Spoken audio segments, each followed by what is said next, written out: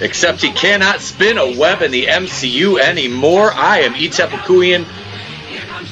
Welcome to the Place to Be Reviews. I'm probably going to get hit with a copyright strike for this, so let's do this. Let's turn this down just a little bit here. It's a Spider-Man. Breaking Spider-Man out of the MCU. Marvel and Sony can't reach a deal. Kevin Feige out is so Spidey producer. This story posted today at 4:07 p.m. It's an hour and 35 minutes old, and I feel like I am already years behind on this story.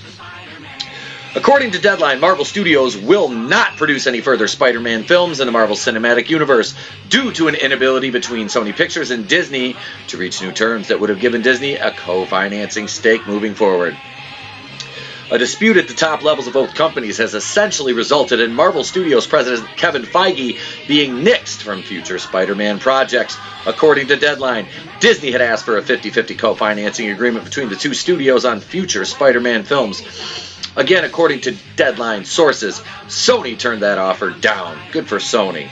Sony proposed keeping the arrangement similar to the terms that dictated the first two Spider-Man MCU films, such that Disney would only receive 5% of its first dollar gross. Disney refused that deal. And Disney, right at this point, is just being fucking greedy, okay? You've got the entire MCU and you're bitching about one character. Oh, wait, that's right. All those losses on Star Wars are starting to catch up, and all that false money you spent to build up the box office for Cat Pan Meh. Yeah, that's coming back to bite you in the ass. Now they're being investigated by the SEC. I'm going to do another video on that later tonight. So yeah, Disney's in some they're in some issues here. First dollar gross is a practice in filmmaking finances that means a participant earns a percentage of the film's box office revenue on the first day of release. Stars like Leonardo DiCaprio use this practice on Inception, making more than double his usual rate as an actor because of the film's unexpected success. Deadline sources say that Disney CEO Bob Iger had spent the past several months attempting to broker a new agreement for continued Marvel and Sony partnerships. Deadline sources also say that Sony has reasoned that the studio will manage without Feige, and I'm pretty fucking sure they will. Venom was great without being a Disney MCU film. It's easy to see why Sony might play hardball with Spider-Man. Spider-Man Far From Home became Sony's highest grossing film ever in August, reaching $1.109 billion in global box office revenue, beating its previous record holder, the James Bond 2012 Skyfall film. Ranking the Spider-Man movies, okay, anything under Tobey Maguire is number 1, Tom Holland number 2, Animated Spider-Verse 3, this asshole 7 behind Turkish Spider-Man and everybody else. This is also potentially why Marvel Studios declined to announce a new Spider-Man film at San Diego Comic-Con 2019. See? Sony still holds the screen rights to Spider-Man solo films and is also the distributor, going all the way back to Sam Raimi's 2002 Spider-Man. Marvel, however, owns all the merchandising rights to Spider-Man. Ooh. Deadline sources state that 2 additional Spider-Man movies are in the works, and that actor Tom Holland and Homecoming and Far From Home director John Watts will still be participating. Producer Amy Pascal, who has worked on every Spider-Man film universe entry since Homecoming, including Venom and Spider-Verse, will also stay on. Meanwhile, Disney completed its acquisition of 21st Century Fox back in May, spending $71.3 billion to take over the studio's intellectual properties. Those include the multitude of X-Men properties, Deadpool, Fantastic Four, and others. It's worth noting that Sony Pictures' 2018 Venom movie managed to gross over $800 million worldwide, and the announced sequel will be directed by Andy Serkis. An interesting detail revealed in Deadline story is that Feige apparently lent an unofficial hand in the development of Venom. Disney's $4 billion investment in Marvel Studios has since earned the studio more than $18 billion. This is huge. This is really, really big news. Let's see here. Let's go to this one.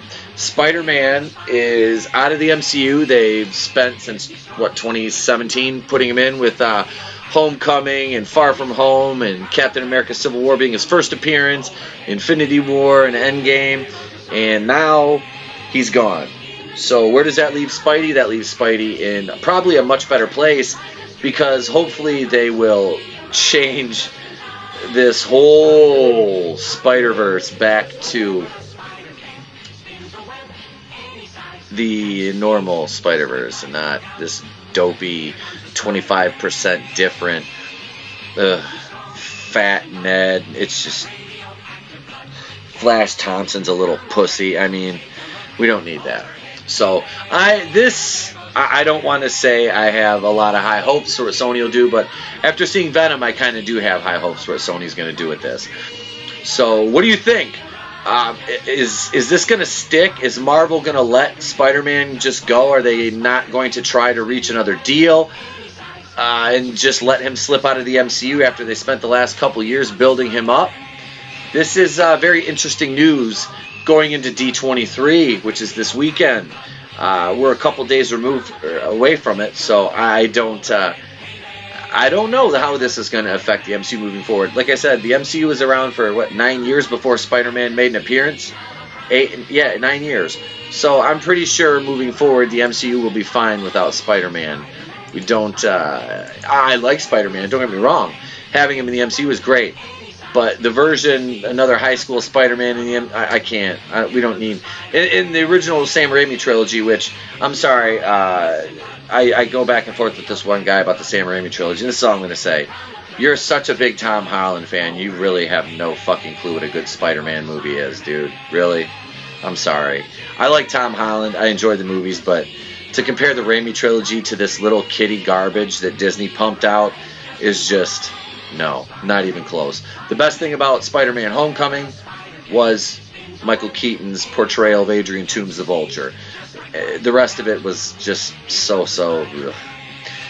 But anyway, Spider-Man out of the MCU, huge news. We're going to be talking about this tomorrow in episode 54 of The Place to Be Reviews, live on YouTube, courtesy of StreamYard, 8:30 p.m. stream time. Guest to be announced later on tonight on the Facebook page. So go over there to the Facebook page, The Place to Be Reviews on Facebook. Check us out on Twitter, The Place to Be Reviews. Instagram, The Place to Be Reviews. Email us, theplacetobereviews@mail.com, the world's best mail. Let me know what you think in the comments below. Bitch, slap that like button, hit bell notifications, subscribe. We're up to 81 subscribers. Thank you to my newest subscribers out there. I really appreciate it. We're up to 81. Let's get this up to 100 within the next couple weeks. We'll do something fun. I'm still working on the Facebook group. Just need a little bit extra time to get everything set up so we can have a super ultra selective group, not just allowing anybody in. So yeah, we're going to be selective. So with that being said, I'm Utep Okuyan of The Place to Be Reviews, reminding you, until I see you again, what are you supposed to do? Be good. Be good to each other.